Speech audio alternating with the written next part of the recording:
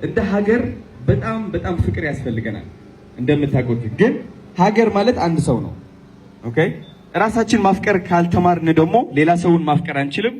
እቺ ሀገር ፍቅር አይኖራትም። ስለዚህ ሁላችሁም አንድ ቻሌንጅ ልሰጣችሁ እፈልጋለሁ። ይህ ቻሌንጅ ምንድነው? ራሳችሁ ላይ እግዚአብሔር ወይም አላህ ወይም የፈለጋችሁት መፈለግ ጀምሩ። እግዚአብሔርን መፈለግ ጀምሩ። ውስጣችሁ ላይ የት አለ እግዚአብሔር? የት ልፈልገው? ሰይጣን ራሳችሁን እንድትጠሉ ያደርጋችኋል። በእርግጠኝነት ነው የምላችሁ። ሊያወዳድቃችሁ ይሞክራል። በቂ እንዳልሆናችሁ ሊነግራችሁ ይፈልጋል። ግን እግዚአብሔር መፈለግ ከዚች ትጀምራለህ። እስከዚች ድረስ የቱ ጋር ያለው እግዚአብሔር?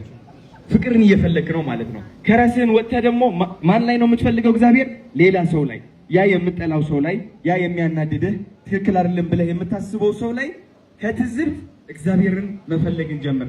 እግዚአብሔርን እንፈልግለት። የቱ ጋር ያለው እግዚአብሔር? ፍቅር እየፈለግን ነው። እንደ ሀገር ፍቅር በፍቅር እንሆናለን ማለት ነው። because እግዚአብሔር ፍቅር ነው። ስግጥ ፍምስ ይታባል።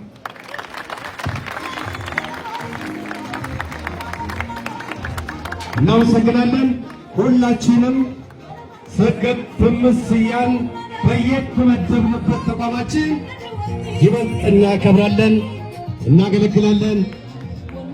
ከዚህ በመቀጠል መልእክት